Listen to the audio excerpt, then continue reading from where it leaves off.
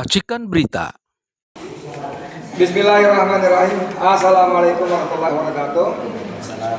Teman-teman sekalian, saya Edi Mulyadi dari Poinnews.com, penghuni channel. Tapi seperti biasa, kalau banyak tokoh kumpul gini, kita kolaborasi dengan para YouTuber pejuang. Ada Salwa Media, Mimbatuk, Poinnews Official, Wan Kawan TV, Buesi, Edi, Rinto. Oke, Emak Manusia Merdeka. Oke, teman-teman sekalian, bersama-sama kita ada sejumlah tokoh. Ada orang tua kita yang sudah lama menghilang. Harus turun gunung. Saya langsung ke Pak Surito ya. Beliau ini, waduh, masya Allah luar biasa. Dan tadi kita ngobrol-ngobrol siap turun gunung. Ini artinya memang situasinya sudah super keterlaluan ya. Sebelah kiri saya ada Bang Marwan Batubara yang tidak pernah on terus. Jadi kalau ada cari saklar nggak ketemu off-nya ya. On terus, atas on bawah on terus. Yang kedua, manusia paling berbahaya saat ini di Indonesia, namanya Muhammad Said Didu.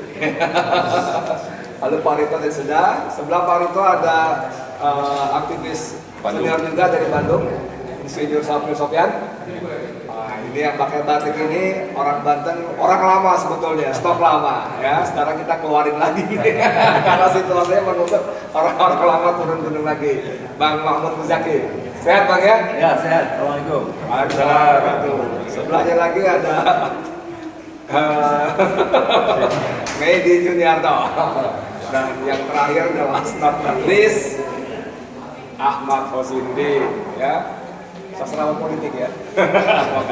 Oke, kita kasih ke Pak Surito dulu atau bagaimana? Ya, Pak Rito ya. Jadi kita hari ini ngomong bagaimana para oligarki itu sudah semakin tak terkendali, sudah merasa memiliki negeri ya. Kemarin saya dan Bang Said Didu dengan 5 tokoh lain, misalnya ada Abdam Samad, ada Erojam dengan kawan itu luar biasa. Mereka betul-betul di daerah bapak-bapak itu berharap kita orang-orang pusat membantu menyelamatkan mereka. Sampai Bang Said itu dalam pidatonya, kami ini rakyat biasa, tidak bisa apa-apa. Kami datang dan bersuara karena para tokoh, ulama, semua di absen satu-satu, diam saja. Ya. Oke, jadi di tengah suasana seperti ini, memang oligarki harus kita hentikan dan coba kita dengarkan senior kita Bapak Surito. Monggo Pak Rito. Assalamualaikum warahmatullahi wabarakatuh. Waalaikumsalam warahmatullahi wabarakatuh. Dari keterangan-keterangan yang diperoleh dan fenomena yang telah dikumpulkan oleh beberapa rekan kita, antara lain Pak Said Didu dan aktivis lainnya yang telah terjun langsung di lapangan, apakah itu di PEK 2, apakah itu di Rempah, menunjukkan bahwa sekarang ini ada persekongkolan antara pengusaha jahat dan tamak dengan apa yang disebut public figure yang ada di legislatif, yang ada di eksekutif, yang ada di yudikatif, bahkan ada yang di Polri dan di TNI. Mereka persekongkolan, dan persekongkolan ini digambarkan oleh Prabowo adalah negara di dalam negara. Oleh karena ini kita tidak bisa tinggal diam, kita harus berantas. Kita mesti selesaikan ini urusan. Kalau tidak, kita sangat sedih. Anak dan cucu kita nanti jadi anak-anak yang terlantar dan kehilangan identitas dan integritas. Oleh karena itu, kita harus usir secepat-cepatnya dan kita pulihkan kedaulatan yang telah dirampas oleh persekongkolan tadi yang saya sebut, yang terkenal apa yang disebut state corporate crime. Dan state corporate crime ini telah merajalela. Ternyata bukan hanya di 2 tempat saja, hampir di seluruh Indonesia. Di Jawa Timur, di Surabaya, di Kalimantan Tengah, Selatan, dan Timur. Kemudian juga di Sulawesi Timur dan Tengah. Begitu juga di Papua dan juga di Maluku Utara. Bahkan juga di Sumatera Utara. semua adalah pekerjaan dan perbuatan yang disebut state corporate crime. Ini harus kita usir mereka, kita harus nyatakan perang pada mereka. Tidak bisa kita hanya menuntut berdasarkan pasal-pasal di hukum pidana, tidak bisa. Ini harus diperangi, harus dikembalikan, harus direbut kembali.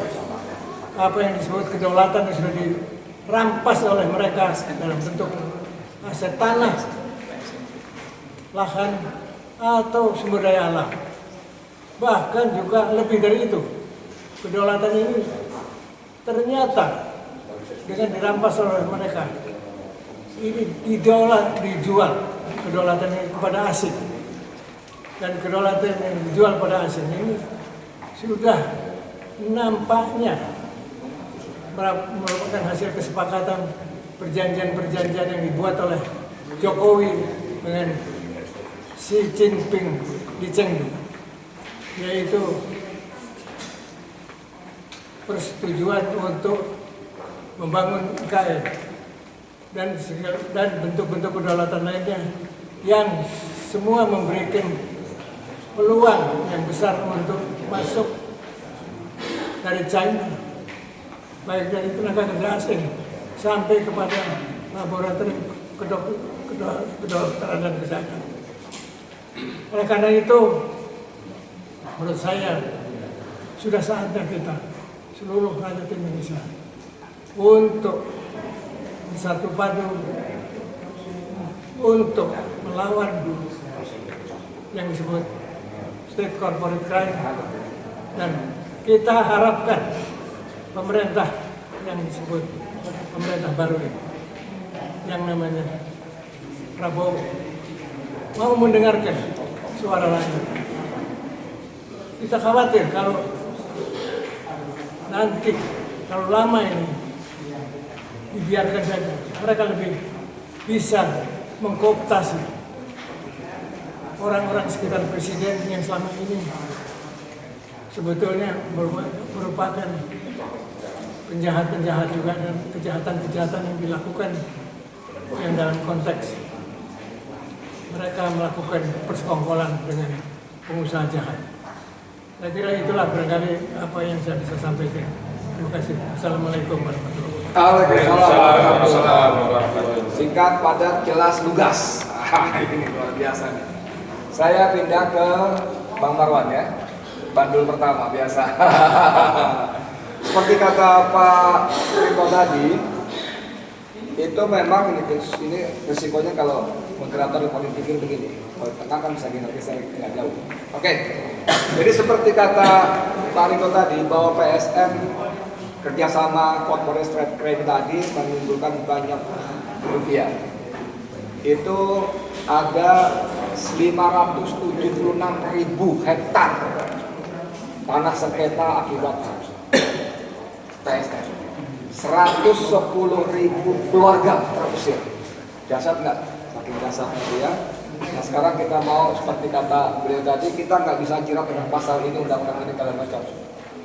Bang Marwan, silakan. Ya, makasih Bang Dedi. Assalamualaikum warahmatullahi wabarakatuh. Waalaikumsalam.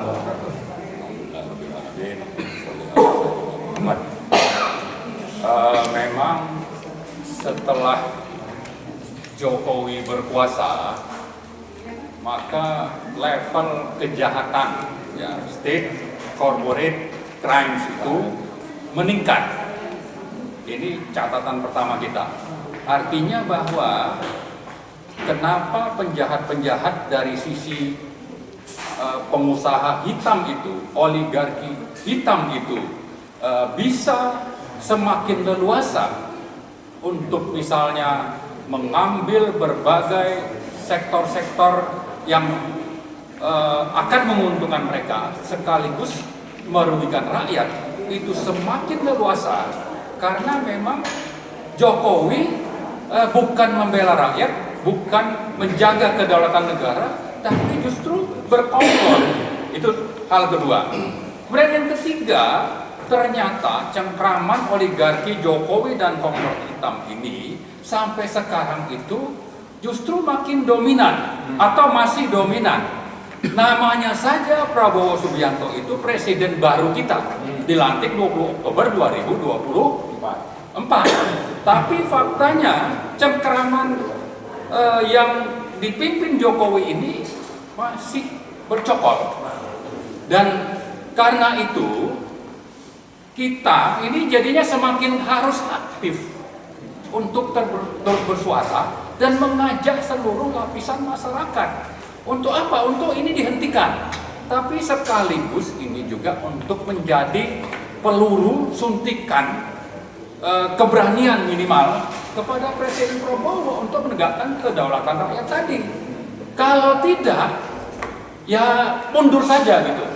Ya, itu yang keempat. Yang kelima, memang naga-naganya ini Prabowo tidak berani atau tidak berdaya dan keluar dari cengkeraman ini. Karena itu kami menghimbau seluruh rakyat untuk mengerahkan seluruh daya, upaya, energi dan apapun yang kita miliki untuk melakukan perlawanan rakyat semesta. Bahwa fakta Pak Said Didu baru pulang 2 hari yang lalu dari Rempang semalam, tapi kunjungannya 2 hari yang lalu. Ternyata kejahatan itu dibanding dulu bulan September itu lebih meningkat. Misalnya beliau sebutkan, kalau di PIK 2 itu yang main adalah aparat-aparat keamanan, ya artinya polisi, artinya Trunojoyo, artinya Sigit, ya maka di Rempang itu konon ini ada bau-bau tentara yang main. Aparat pertahanan negara. Jadi sektor keamanan polisi itu main di PIK, kemudian kalau sektor pertahanan negara tentara itu main di Rempang. Sehingga ada operasi yang Pak Said bilang itu operasi kilat, itu hanya dalam berapa menit bisa melumpuhkan rakyat yang ada di sana. Itu bisa menjadi indikator bahwa tentara ini main gitu. Nah, tapi ini kita bicara oknum lah, ya. Tapi saya kira oknum tentara ini kan punya panglima, dan panglima tertingginya itu adalah Prabowo, presiden dan bekas tentara pula. Ini Pak Prabowo harus tunjukkan bahwa dia presiden, dia panglima tertinggi, maka tertibkan ini dan bela rakyat di Rempang misalnya. Nah, itu hal yang kelima. Yang terakhir saya kira, setelah menghimbau, mari kita susun strategi bagaimana supaya perlawanan rakyat semesta ini bisa menghasilkan sesuatu yang signifikan. Apa yang signifikan itu? Satu, bahwa PSN PIK 2 dibatalkan, termasuk proyeknya. IKN juga sama, Rempang juga sama, harus dibatalkan. Dan itu, soal batal itu Pak Prabowo tinggal perintahkan Menko Perekonomian, ya kalau tidak mau terbitkan saja Perpres atau Kepres batal, dan saya yakin itu rakyat akan berada di belakang Pak Prabowo. Dan sebaliknya bagi rakyat supaya Pak Prabowo itu memang benar-benar menjalankan apa yang kita tuntut ini, maka mari kita sama-sama juga secara masif melakukan perlawanan di seluruh Indonesia. Mari sama-sama, jangan biarkan ini terus berlangsung. Daulat rakyat itu ada di tangan oligarki, ada di tangan state corporate crimes yang awalnya dipimpin oleh Joko Widodo dan sekian banyak konglomerat hitam.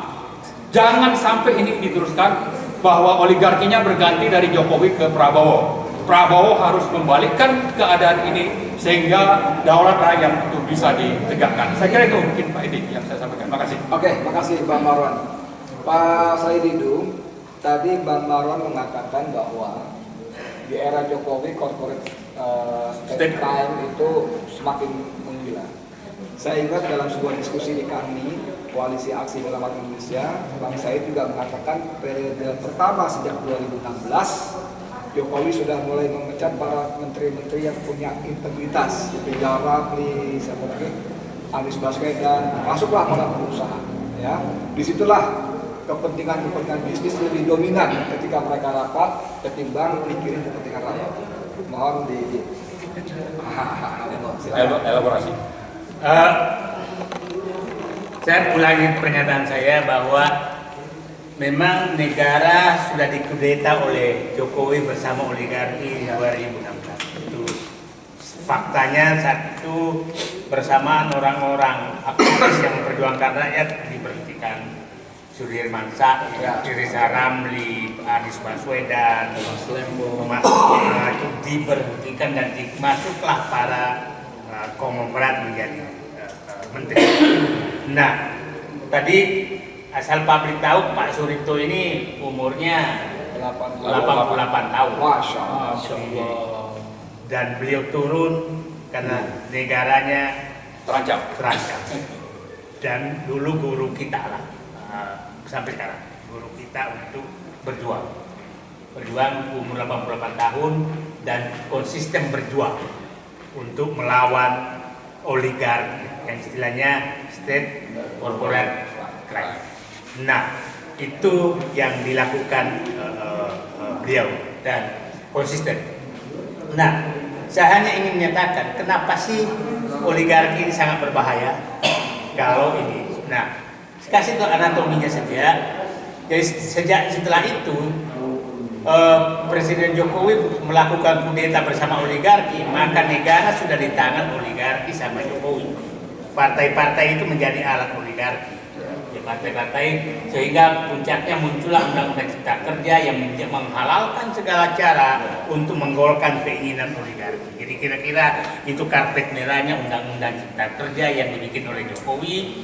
Nah, itulah kenapa sekarang kita selalu bertanya, kenapa partai diam semua? Karena saya yakin mereka terlibat dalam undang-undang semua itu dan mungkin juga menjadi penikmat daripada hasil kudeta Jokowi bersama oligarki.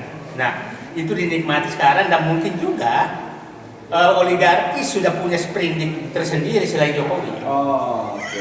Jadi oligarki punya sprindik sendiri kepada tokoh partai, ulama, cendekiawan punya, karena sehingga mereka diam.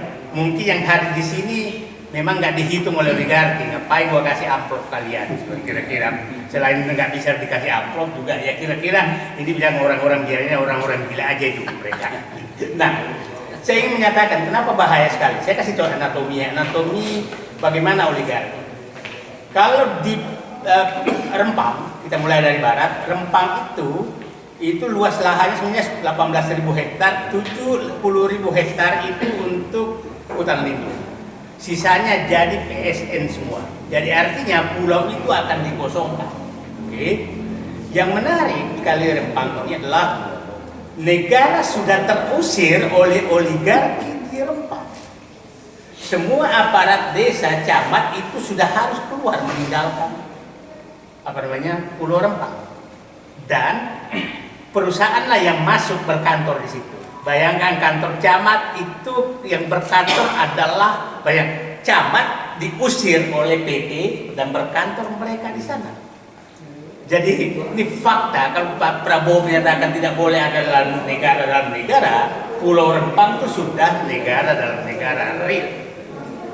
Ya itu ya. Nah, yang menariknya adalah bahwa betul-betul negara sudah terusir. Nah, itu Rempang. Bayangkan nanti kosong dan yang mau dibantu hanya Pak beri gelas tapi butuh 7.000. Nah, hutan lindungnya pun mau diturunkan statusnya. Jadi kira-kira akan habis. Pik 2 berbeda. Pik 2 adalah ada penyeludupan hukum karena statusnya hanya 1.700 hektar tapi dia bebaskan hampir seluruh sebagian besar. Jadi itu benar dengan pemaksaan. Nah, waterfront land Surabaya itu berbeda lagi kasusnya.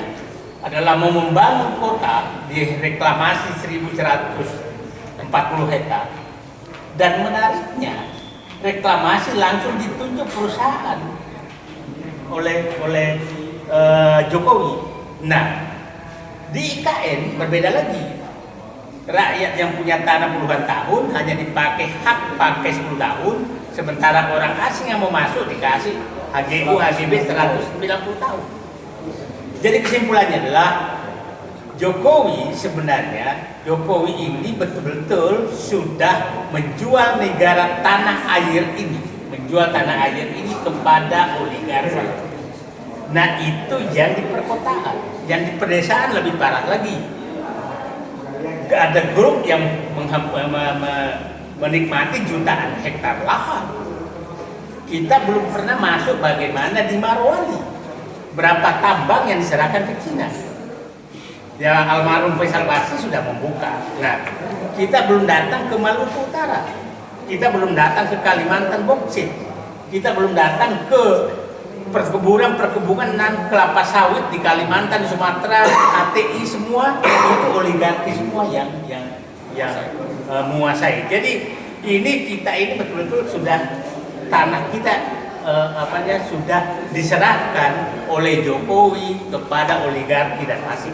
Tanah dan tambang itu sudah diserahkan oleh oligarki dan saya setuju pernyataan Pak Arifto bahwa ini tidak bisa dengan pendekatan hukum normal untuk menyelesaikannya. Ini sudah mohon maaf aja kalau nggak revolusi untuk menyelesaikan ini agak berat. Karena kalau Bapak pakai cara hukum ya kita lah mari baru dapat masa korupsi puluhan ratusan triliun, 300 triliun hanya dihukum 6,5 tahun. Itu menurut saya melukai hati masyarakat. Nah, inilah menurut saya bahwa memang istilah saya sudah kondisi darurat, Pak. Karena Jokowi sudah menyerahkan kedaulatan ini, mengkudeta kedaulatan ini bersama oligarki. Itu yang paling bahaya. Nah, sehingga menurut saya bukan kita ini kan bahwa dan kita tidak bisa berharap karena kelihatannya tokoh-tokoh dan partai politik dipegang juga sprindiknya oleh oligarki. Terima kasih. Pak, mungkin bisa dijelaskan tadi sedikit tentang sprindik biar jelas kepada teman-teman. Jadi begini, saya ini kalau orang itu partai atau tokoh sudah pernah menerima amplop dari oligarki, maka pasti oligarki punya dokumentasi. Menerima uang haram itu pasti punya. Dan kalau dia coba menyanyi, maka dia buka. Dan ini bisa saja kerjasama dengan penegak hukum. Ini orang ini loh. Coba lihatlah, ada menteri dulu datang ke kiai kelihatan amplopnya diserahkan kok. Betapa beraninya itu disuting loh. Ada ke kantor ormas keagamaan terbesar, kan kelihatan amplopnya diserahkan. Jadi maksudnya betapa mereka tuh sudah menjebak, jadi menjebak seluruh pihak, apalagi partai politik. Bagi partai politik. Jadi kira-kira menurut saya mereka sudah terpenjara oleh oligarki. Jadi kita tersandra. Oke, jadi memang kalau Bang Marwan minta penjelasan, amplop yang dimaksud Bang Said itu tidak benar-benar berwujud amplop saja. Ya.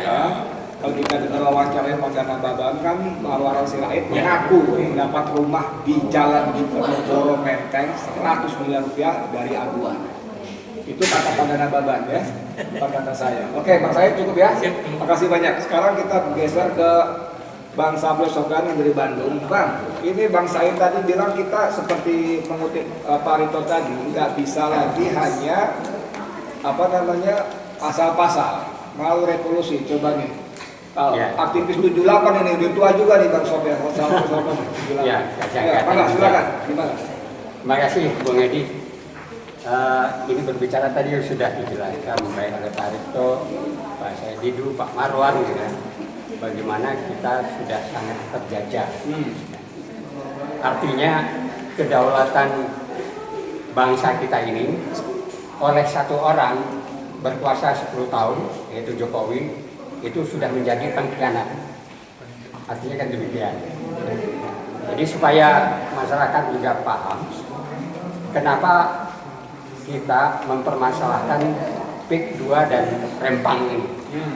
Kalau kami di Bandung, waktu PIK 2 pertama di bulan September itu, kita ada gerakan aksi umat melawan, melakukan aksi di Gedung Merdeka di Bandung untuk mendukung perjuangan dari rakyat Rempang.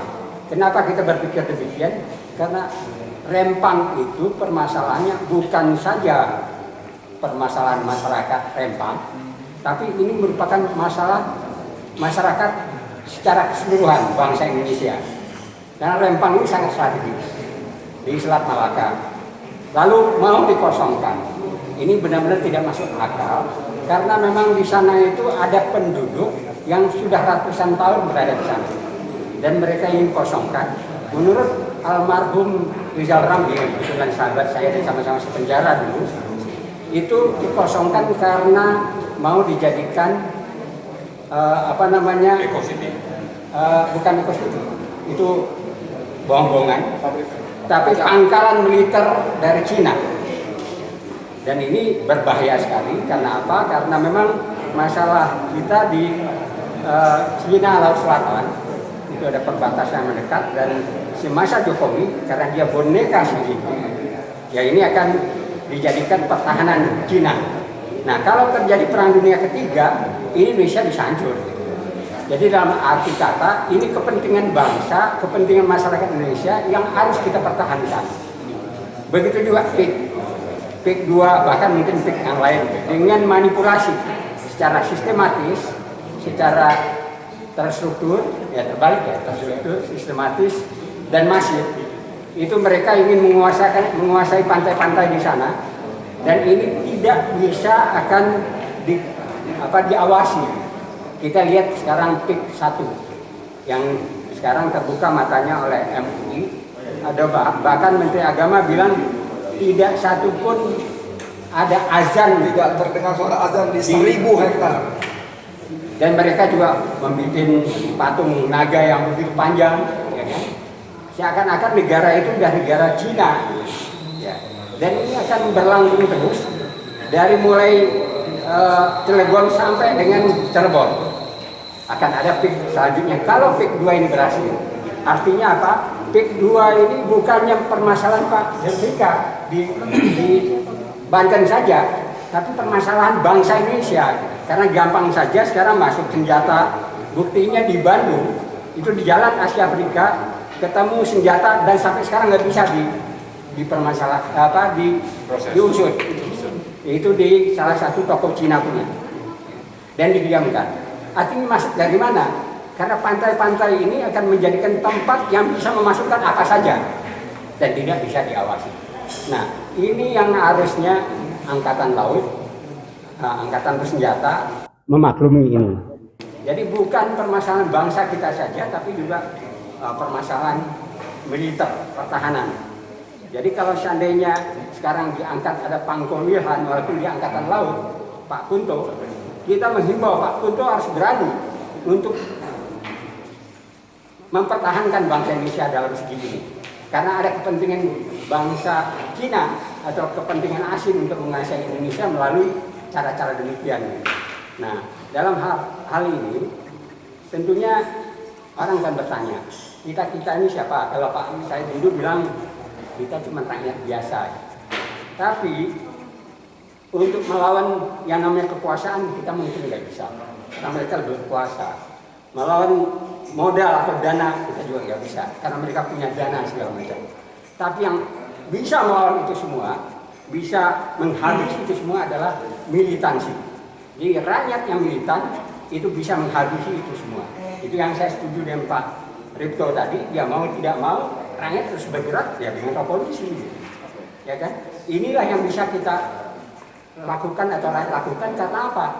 Karena yang namanya kolaborasi antara pengusaha dan juga penguasa, apakah itu Aguan, apakah itu Tommy Minata, itu sudah sangat tidak beradab, ya, yang saya katakan KSM tadi.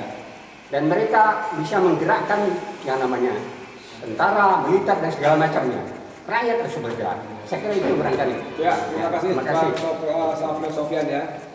Ke Bang Jaki, ini Bang Jaki ini punya pengalaman tempur ya 98 di lapangan langsung ya. Jadi saya sengaja saya giring terus deh omongannya sekarang bagaimana rakyat bergerak, Pak, rakyat berbuat. Karena tadi kalau kita menyerahkan, karena para petinggi suka bilang ini negara hukum, wah kita paham lah gitu, cincai semua itu ya. Bang Jaki mungkin berkaca dari apa yang terjadi, ini berarti dari Banten ya. mungkin tadi tidak kita minta bicara soal PIK saja, tapi soal nasional. Bagaimana dengan apa ya? Kalau saya program persiapan repot juga ya. Sampai sejauh mana sebagai orang lapangan kemarahan rakyat ini seperti apa dan mungkin nggak kita kapitalisasi begitu misalnya? Maka silakan. Ini kami ini sebetulnya sekali dapat hadiah tahun baru dari Presiden Prabowo. Berupa bebasnya rakyat Banten dan rakyat lain di luar Banten, Indonesia yang tadi disebutkan cukup banyak masa hidup. Mudah-mudahan tahun baru ini kita dapat hadiah tahun baru dari Presiden Prabowo, sehingga kita nggak perlu lagi turun ke lapangan, atau pilihannya nggak banyak. Kalau Pak Presiden Prabowo berpikir Indonesia baik-baik saja dan kemudian teskisnya rempang kemarin, mohon itu teskis itu jangan ditaruh di Banten. Kenapa? Kalau Banten terbakar, maka Indonesia akan terbakar semua. Dan rumput yang kering sudah banyak sekali di Banten ini. Kira-kira gitu ya. Kalau soal kesiapan, wah kita, saya kira aktivitas Pak Saidi bersama kawan-kawan dan kemudian sekarang bangkitnya komunitas masyarakat Banten, seluruh Banten. Sekarang hampir tiap hari ada podcast baru atau medsos baru, di mana orang berani menyatakan sikapnya dan mengatakan dengan jelas, tegas bahwa mereka sedang mengkhianati, bahwa hak milik mereka sekarang sedang dipreteli dan diperlakukan dengan semena-mena. Rakyat Banten sadar bahwa di agama mereka diajarkan ada maqasid syariah itu, ya, ada 5 hal yang harus dijaga. Pertama, menjaga agama, yang kedua menjaga jiwa, yang ketiga menjaga akal, yang keempat menjaga mal. Yang kelima saya lupa itu. Nah, 5 hal itu harus kita pertahankan dengan jiwa raga kita. Jadi kalau ada orang yang mencederai harta kita, mencederai diri kita, nafas kita, otak kita, dan kita melawan, gugur di situ, itu kita mendapatkan pahala jihad. Nah, ini merata, sehingga kita sebetulnya sekarang ini sedang menjaga supaya energi masyarakat itu tidak tumpah dengan cara yang biru. Jadi kalau Pak Prabowo memberi kita hadiah, oke, sudahlah, tahun baru ini kita bereskan soal PSN secara nasional. Maka energi itu akan menjadi energi pembangunan masyarakat Banten dan masyarakat Indonesia secara keseluruhan. Tapi kalau beliau gagal mengatakan ini, maka masyarakat Banten siap tawuran secara nasional. Tawuran. Bang Medi mau bicara juga? Saya tidak banyak, hanya mau komentari menyambung pembicaraan Pak Sabril Sofyan dan Pak Zaki. Oke, silakan. Mana kita berharap dapat hadiah dari Prabowo Subianto untuk menggerakkan bangsa Indonesia, rakyat Indonesia terbebas daripada oligarki. Yang mana saat ini memang Pak Prabowo sangat sulit, dilematis, dia harus menyelesaikan politik luar negerinya. Yang mana kan pangkalan militer Cina terlalu dekat, serta Amerika dan Australia senjatanya udah mengarah ke Indonesia. Dia berharap terjadi chaos kita, maka mereka bagi-bagi kue yang lebih berbahaya lagi. Jadi hadiah itu adalah Pak Prabowo bisa menyelesaikan politik luar negerinya, dan di dalam negeri ini dia bisa menuntaskan kejahatan-kejahatan luar biasa itu. Tangkap semua oligarki hitam, tangkap juga oknum-oknum pejabat yang ikut serta membantu, Terutama tangkap Jokowi. yang sudah menyesatkan rakyat Indonesia. Saya hanya komentar itu saja. Silakan Pak Osman. Sebelum jadi saya ulangi seperti kata Bang Said Fidu tadi, bahwa di Rempang memang sudah tidak ada pemerintahan, ya. kantor camat itu sudah lama dipakai buat orang-orang PT Makmur Elok Group, Makmur Elok Graha, ya. Punya Berkantor. Jadi kantor camat dipakai PT FEG berkantor. Kemana camatnya sudah pergi relokasi. Begitu juga dengan kantor Koramil. Nah, tapi yang membanggakan kita, rakyat mulai berani. Di hari kita pergi kemarin pulang, datang dan ya itu rakyat datang menggeruduk kantor camat dan mereka menuntut karyawan semua keluar dari situ. Sudah karyawan FEG keluar dari sana semua. Nah sekarang kembali ke Bung Ahmad Kosidudin. Kita bicara misalnya di PIK 2. Semua transaksi kita tahu terjadi secara tidak sah, ilegal. Ada intimidasi, ada penyelundupan hukum seolah PSN dan sebagainya. Nah, yang kita tahu sebagai saya orang awam bahwa transaksi yang tidak sah itu, yang dengan cara itu tidak sah. Maka coba tolong kasih kami, boleh nggak rakyat PIK khususnya dan Rempang umumnya yang PSN lainnya itu mengambil lagi tanah yang sudah diambil alih secara istilah sampean dirampas itu. Bagaimana konsekuensinya sebagainya? Silakan. Baik, Bismillahirrahmanirrahim. Jadi secara perdata transaksi jual beli itu kan harus berdasarkan kesepakatan para pihak. Dan kesepakatan itu kan ada yang berkaitan dengan subjeknya, para pihaknya, ada juga yang berkaitan dengan objeknya. Kalau subjeknya ternyata terintimidasi, berarti syarat subjektifnya tidak terpenuhi sehingga dapat dibatalkan. Tapi kalau objeknya ternyata ada kejahatan di sana, ada penipuan dan seterusnya, maka ini batal demi hukum. Konsekuensinya uang yang dibayar itu ya dianggap DP yang hangus begitu. Jadi DP hangus tanah balik begitu. Itu yang diatur secara perdata. Tapi saya ingin melihat lebih jauh dari sisi anatomi ideologi yang hari ini menguasai negara kita. Jadi fenomena yang kita saksikan saat ini adalah reinkarnasi atau bahkan bukan reinkarnasi. Ini adalah satu revolusi, bukan evolusi. Revolusi kapitalisme yang kian brutal. Kalau dulu kapitalisme itu kan memposisikan negara sebagai penjaga malam, diam, tidak ikut bertindak, biarkan market ya yang melakukan transaksi barang dan jasa, sehingga diharapkan dengan supply demand itu terjadi equilibrium gitu ya, keseimbangan pasar barang dan jasa itu distribusikan berdasarkan supply demand yang terjadi secara alami. Negara diminta menjadi penjaga malam. Hari ini kapitalisme yang brutal ini, negara justru melayani kaum kapitalis. Tidak lagi dia menjadi penjaga malam, tapi aktif ronda 24 jam untuk menyediakan lapak bisnis demi keuntungan kapitalis dengan merampas tanah rakyat. Makanya saya berulang kali mendefinisikan PSN itu sebagai apa? Sebagai upaya merampas tanah rakyat berdalih PSN untuk lapak bisnis para oligarki. Ada yang oligarki properti, ada oligarki tambang, ada oligarki kehutanan, atau ada oligarki perkebunan, macam-macam.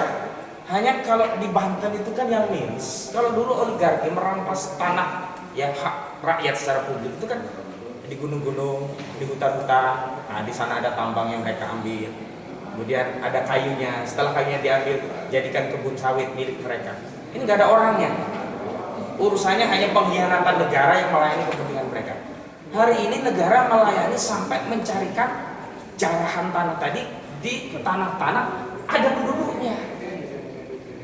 Dengan dalih PSN seolah orang yang punya tanah tadi tidak punya hak untuk membela diri karena ini proyek negara, terpaksalah dilepas. Bukan karena murah, daripada tidak dapat sama sekali. Akhirnya apa? 30.000 pun dilepas daripada melawan negara. Aguan ini kan yang jadi soal karena dia menjual narasi PSN di lapangan seolah-olah proyek 2 itu semuanya adalah proyek strategis negara, sehingga muncul satu pendapat umum di tengah masyarakat khawatir kalau melawan ini seolah-olah melawan negara. Pada sejatinya kita tidak melawan negara, kita melawan aguan oligarkinya. Dan memang kalau kita runut di era Joko Widodo, Bang Marwan itu musuh bebuyutan Jokowi itu. Dan memang di era Jokowi ini ya proses legalisasi perampasan tanah rakyat itu mulai masih dilakukan. Terutama bapak-bapak ya seluruh rakyat Indonesia itu harus hati-hati.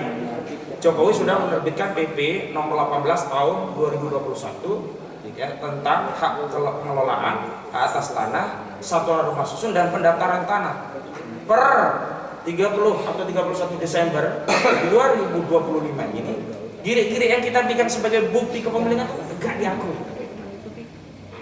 Ada waktu 5 tahun untuk melakukan konversi giri itu untuk dilakukan pendaftaran untuk menjadi SHM. Pertanyaannya, masyarakat siapa sih yang punya uang bisa daftar semuanya? Sebenarnya kalau kita merujuk ke UPA, Undang-Undang Nomor 5 Tahun 60, pendaftaran sistematis itu kewajiban negara. Jadi kalau ada rakyat tidak punya surat, negara yang berkewajiban mengeluarkan surat untuk mengakui hak rakyat. Bukan sebaliknya, kayak di Rempang, rakyat tidak punya surat, kemudian TW dikasih surat, lalu mereka mengatakan, mereka nggak punya surat, ngusir rakyat Rempang, sementara TW dia nggak pernah datang ke Rempang. Apa dasar hukumnya TW ini datang mengusir rakyat di Rempang? Dia kan bermodal surat yang dikeluarkan oleh negara, konsesi. Padahal rakyat sudah lama. Ketika ditanya, mereka nggak punya surat. Ini kan yang keliru bukan rakyat, karena rakyat sudah turun-temurun tinggal di situ. Sesuai dengan UUPA, ada pendaftaran yang sifatnya sporadis, rakyat yang berinisiatif mendaftarkan. Ada pendaftaran sistematis, kewajiban negara untuk melindungi hak tanah rakyat dengan mendaftarkan secara sistematis. Ada satu kajian yang menarik dari Forum Korban Mafia Tanah Indonesia yang ketuanya SK Budiharjo. Beliau itu menyarankan agar pendaftaran secara sistematis ini efisien, efektif, murah, cepat, maka pengukuran itu dilakukan antara batas tanah masing-masing rakyat sehingga saling kenal kan, tanah kamu situ ya, kita buat langsung daftarkan BPN. Di situ menutup celah para perampas tanah itu meletakkan NIB di atas tanah rakyat. Sekarang kan modusnya begitu, tanah kita udah girik, bahkan SHM diletakkan NIB, ngambil girik dari tempat lain. NIB itu apa? Nomor induk bidang tentang lokasi dari tanah itu, gitu ya. Yang itu dijadikan dalih rampas. Jangankan girik, sekarang yang punya SHM pun bisa diusir. Kenapa? Karena pendapat yang dikuatkan adalah pendapat negara, tinggal BPN-nya. Nah, ketika BPN sudah disuap, mereka berpihak kepada oligarki, pemilik tanah yang bahkan punya SHM pun bisa diusir. Padahal kalau dia ya mengurus secara normal, ada pendaftaran sifatnya sistematis itu, saling tahu. Orang yang mau naruh NIB itu pasti terusir. Kenapa? Lu siapa tiba-tiba ngaku punya tanah batas utara sama siapa, selatan sama saya, barat itu kan nggak punya tetangga dia, nggak bisa nyolong NIB itu. Makanya kalau sudah begini, saya setuju pendapat dari SK Budiharjo FKT, memang harus ada perpu mengembalikan kedaulatan tanah ini ke asalnya. UPA itu sebenarnya desainnya sudah bagus. Ada inisiatif rakyat secara sporadis untuk meningkatkan haknya, ada kewajiban negara mendaftarkan secara sistematis. Nah, ini diterabas oleh saudara Joko Widodo dengan PP nomor 18/2021 tadi. Kita diberi waktu memang 5 tahun dari 2021 sampai 2025 Desember. Cuma pertanyaannya, siapa sih Bang yang bisa ngurus sporadis? Butuh duit kan? Butuh duit, rakyatnya nggak ngerti. Nah, tahu-tahu nanti desainnya yang mau merampas ini main dengan BPN, terbitkan ya sertifikat atas nama. Nah, orang tadi bawa girik, udah nggak diakui. Per Desember 2025 nggak bisa lagi. Jadi Januari 2026 kalau kita punya girik nggak bisa jadi bukti kepemilikan. Itu ditegaskan di pasal 18 ayat 1 dan kemudian ditegaskan 280 waktu batas daripada limitasi 5 tahun harus segera ditegakkan. Artinya apa? Seolah-olah negara begini, lo kalau punya girik segera daftarin nih, gua kasih waktu 5 tahun. Kalau enggak ya gua nggak akui itu sebagai bukti. Kan bukan begitu harusnya. Harusnya negara yang melayani, mendaftar secara sistematis bukan sporadis. Nah, memang ada program Prona, tapi kan nggak semuanya terjangkau. Nah, saya kira jadi kalau kita bicara tentang Rempang, tentang PIK 2, ini kita tidak bicara dua lokasi, tapi fenomena perampasan tanah rakyat oleh oligarki ya, menggunakan kekuasaan state yang kalau istilah Pak Surito adalah state corporate crime ini terjadi secara sistematis, struktural dan masif. Yang diuntungkan beda saja. Misalnya kalau di PIK 2 Aguan yang diuntungkan. Kalau di Rempang yang diuntungkan TW. TW itu siapa? Tommy Winata ya. Kalau misalkan di Lido itu Haritanu. Coba cek daftar PSN itu siapa yang paling diuntungkan dari proyek-proyek strategi. Oke, gitu. Terima kasih banyak. Terlalu bersemangat. Oke ya, luar biasa sekali. Ya teman-teman sekalian, demikian obrolan kita dengan sejumlah tokoh yang sangat mencerahkan dan menginspirasi beberapa mencerahkan karena menambah pengetahuan dan menginspirasi untuk melakukan aksi, maksud saya begitu ya.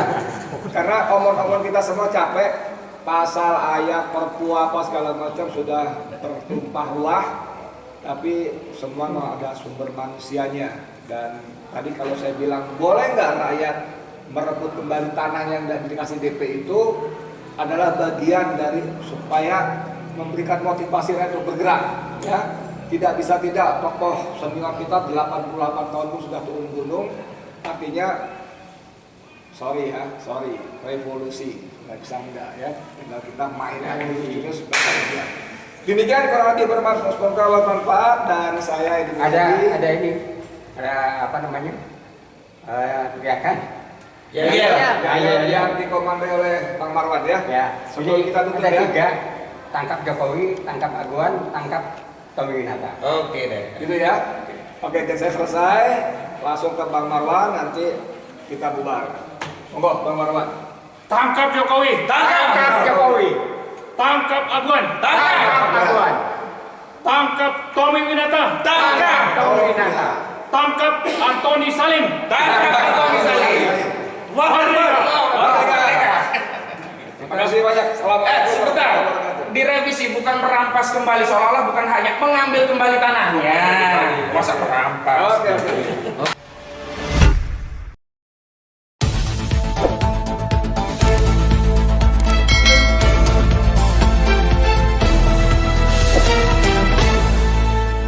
Racikan Berita